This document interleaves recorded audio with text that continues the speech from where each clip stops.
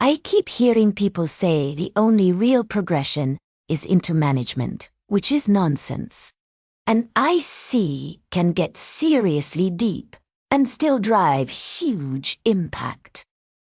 Yeah, but managers seem to get the bigger scope faster. Or maybe it just looks that way from the bench over there. It's partly optics. Deep experts solve gnarly problems nobody else can untangle. That's not just coding, that's leverage. I guess.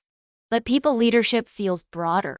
You're not only fixing one system, you're shaping a whole team. Sure, if you actually like that kind of chaos. Half the time it's calendars, conflict, and convincing someone that urgent doesn't mean broken.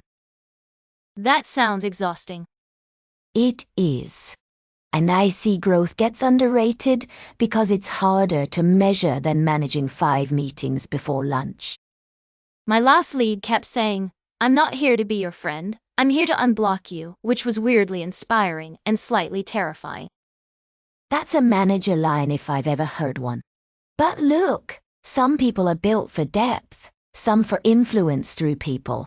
The mistake is pretending one path is a promotion and the other is a consolation prize. So you'd pick Ikai? For me? Absolutely. I'd rather become dangerously good than moderately busy. And if the company can't define what dangerously good means, that's where promotions get ridiculous. You end up with vibes, not criteria. Yeah, like strong presence and acts at the next level, which can mean anything or nothing. Exactly. For ICAs, I want concrete evidence, harder problems, cleaner designs, other engineers actually using your work without hand-holding. For managers, I guess it's team outcomes. Hiring, retention, delivery, fewer fires. Yes, but good luck when they reward whoever shouts loudest in the all-hands. I've seen competent managers get passed over because they weren't political enough. That's frustrating.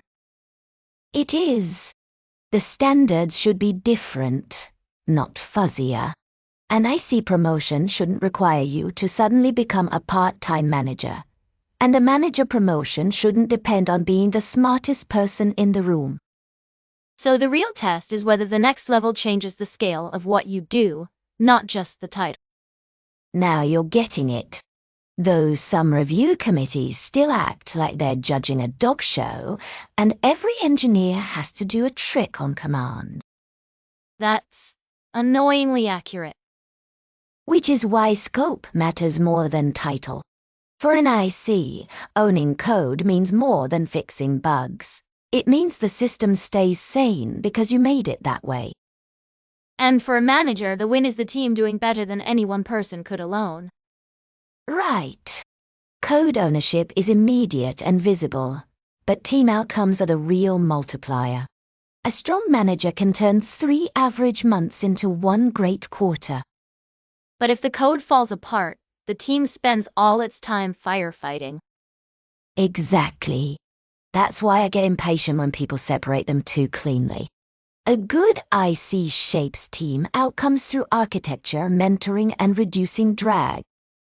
A good manager cares about the code enough to know when the team is drowning in technical debt. So, impact isn't either or. No.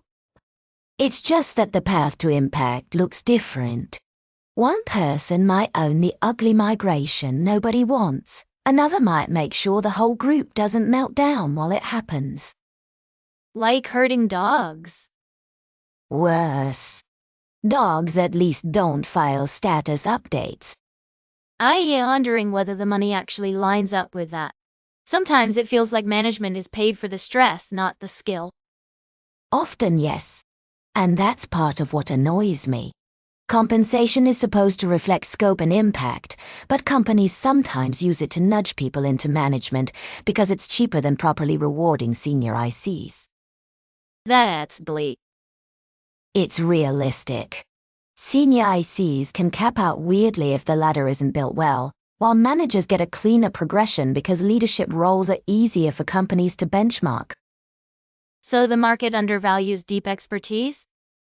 Frequently, especially if the expertise is hard to explain to finance. She prevented 3 outages and saved a quarter. Sounds less neat than he manages 12 people. But management isn't easy money either. No, and I wouldn't call it easy anything. Good managers earn every cent because they absorb nonsense all day. Still, if compensation pushes people into roles they don't want, the company gets mediocre managers and bitter ICs. That seems like a bad trait. It's an expensive one too, which is always nice when leadership pretends otherwise. And then there's the part nobody puts on the career ladder, work-life balance. Right. People love to act like management is a lighter job because you're not building, but that's mostly fantasy. I've seen managers answer messages at 10 p.m. just to keep the team moving. Exactly. ATS can sometimes shut the laptop and disappear if the system is stable. Managers are on the hook when someone quits, when priorities change, when 2 people are mad at each other over a Jira ticket. That sounds miserable. It can be, but ICs get their own version of pain. Deep focus work that gets shredded by interruptions, on-call rotations, impossible deadlines. The classic, can you just take a quick look, that eats your whole afternoon. So neither path is really calm. No, just different kinds of chaos. Some people want the predictability of individual delivery. Others don't mind living in the social weather system. Social weather system is a good phrase. I'm trying to be nice. Usually I'd call it a hurricane in business casual. Still, the more I think about it, the more it seems like technical depth and organizational influence are the real split. Exactly. Technical depth lets you see the problem before everyone else does. Organizational influence lets you get people to care before the problem explodes. So one is about being right, and the other is about getting traction? Pretty much. But being right is cheap if nobody can act on it. And influence without depth becomes polished nonsense, which companies somehow promote all the time. Ouch. I'm not wrong. A strong IC can move architecture, standards, and product direction by showing the trade-offs clearly.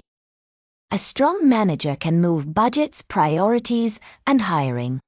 Different levers, same goal, make the company less stupid. That's kind of inspiring in a depressing way. Welcome to engineering. The trick is knowing whether your value comes from solving the hardest technical problem in the room, or from making sure the right people solve it together. Or both. If you can do both, congratulations. You've become dangerously expensive.